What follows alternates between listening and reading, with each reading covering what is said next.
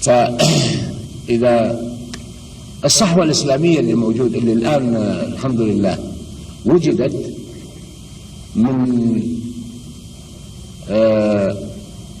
الشرق إلى الغرب ومن الشمال إلى الجنوب، ما كانت موجودة هذه الصحوة قبل 20 سنة أو ما يقارب هذا. أن الصحوة الإسلامية ما كانت موجودة، وهناك عدة أسباب. أولا كانت البلدان الإسلامية محتلة من المستعمرين، والمستعمرين طبيعة الحال لا يريدون أن يكون هناك عقيدة تنافس عقيدتهم بصرف النظر عن أي شيء. فكان أكثر البلدان الإسلامية يمكن الإنسان محتفظ بأنه يقول مسلم فقط لا غير، لكن لا يستطيع أن يمارس العقيدة الإسلامية مثل ما هو مطلوب منه كمسلم، بل يرغم أن لا يذهب إلى المسجد، ولا يمكن تجد مساجد تفتح، ولا يسمح بتدريس العقيدة الإسلامية، ولكن بقوا المسلمين محتفظين بعقيدتهم في قلوبهم، مثل ما حصل في الاتحاد السوفيتي أو في الصين الشعبية أو في مكان.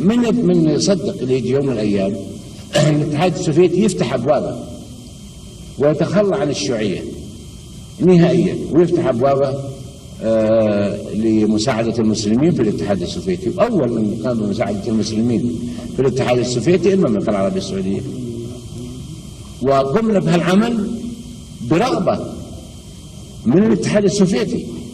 عندما أردنا أن نبعث آلاف المصاحف المسلمين طلب منا الاتحاد السوفيتي إذا تكرمت هذا كلام المملكة العربية السعودية وسمحت وأذنت بأن الطائرات الروسية تأتي إلى جدة وتحمل المصاحف للمسلمين في الاتحاد السوفيتي، قيل له لماذا؟ مثلا نحن ما احنا في حاجة شيء، طائرات المملكة العربية السعودية موجودة وعندها الكفاءة توصلها. قال له خط العريض رئيس الاتحاد السوفيتي: أريد أن يقال إن نحن نقلنا المصاحف للمسلمين. هذا نصر من الله. أول مرة في الاتحاد السوفيتي يسمح لهم يصلون العيد في أماكن مكشوفة، وأول مرة يتركون على أنهم يمارسون عقيدتهم مثل ما يرغبون. وأنا أعتقد أن النصر اللي حصل الآن بالنسبة للمسلمين وبالأخص في الاتحاد السوفيتي بعد 75 سنة، أو في الصين الشعبية.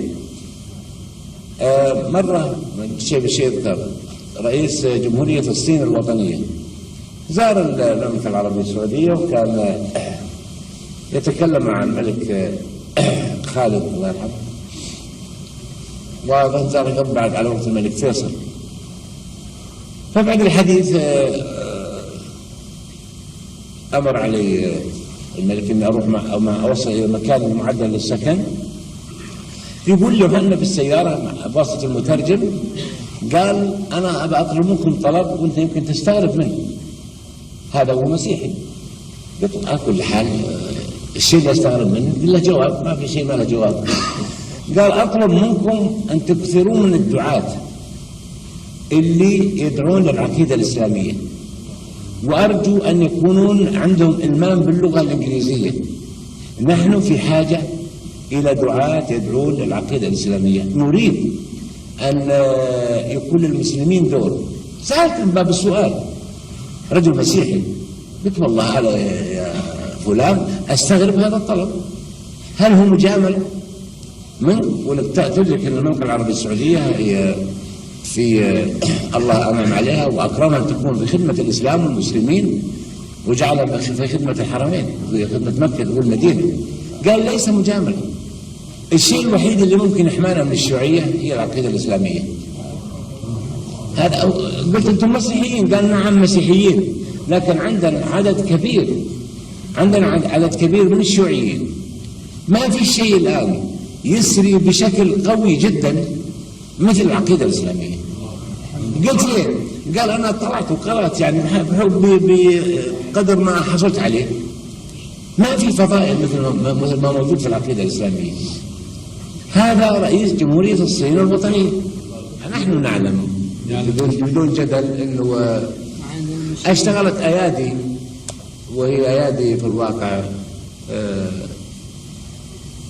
غير مخلصة لعقيدتها الإسلامية، والبلد هذا مثل ما هو معروف الحمد لله لا ما ذكر يوم من الأيام إنه حاول أن يسيء لأحد نهائيا، ولن نسيء لأحد إن شاء الله، ولن نحتاج لأحد، بل نحتاج لإخواننا العرب والمسلمين ما في شك، لأن حاجتنا لهم دائما في التشاور مع بعضنا البعض، وفي مساعدة بعضنا البعض، وفيما نستطيع أن نقدم لهم المساعدات، وما يستطيعون هم أن يقدمون لهم المساعدات.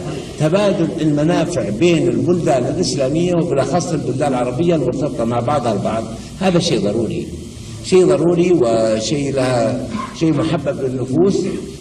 ومن الروابط أن روابط المواطنين مع بعضهم البعض روابط على كل حال لها قيمتها ولها وزنها، وروابط الدول المتجانسة في العقلية وفي التفكير مع بعضها البعض كذلك لها ميزتها وقوتها في المجال الدولي، وهذا حدث الآن ولله الحمد.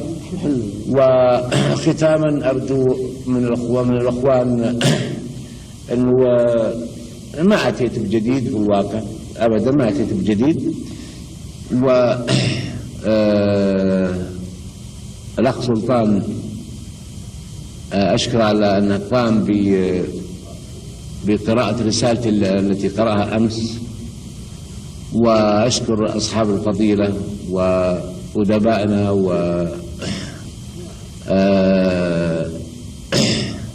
وعلمائنا على مختلف مفاهيمهم في جميع الأمور كلها، أنهم لبوا هذه الدعوة الخيرة التي ليست موجهة لسوء بل موجهة للدفاع عن الإسلام والمسلمين. ومثل طال عمرك مثل ما ذكرت الأخ علي وزير الإعلام، ترى بعض الأوقات يصير مسؤول. أنا تكلمت في مواضيع عديدة بعضها نحن في غنى عنه، ويهمنا على كل حال تحية الإخوان اجتمعوا في هذا البلد وفي الجامعة الإسلامية جامعة الإمام محمد،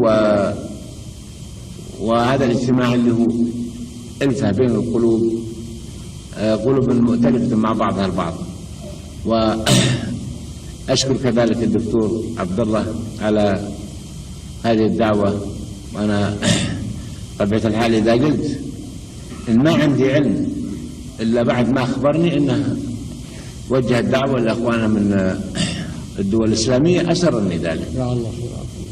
فهو يدرك أن مثل هذه الأمور أنها محببة للنفس، وأرجو من جامعاتنا كانت في السعودية أو في الكويت أو في مصر أو في أي مكان كان إن هذا طريق محبب للنفس. نعم. التجمع الإسلامي والناس يتذاكرون في أمور دينهم ودنيا.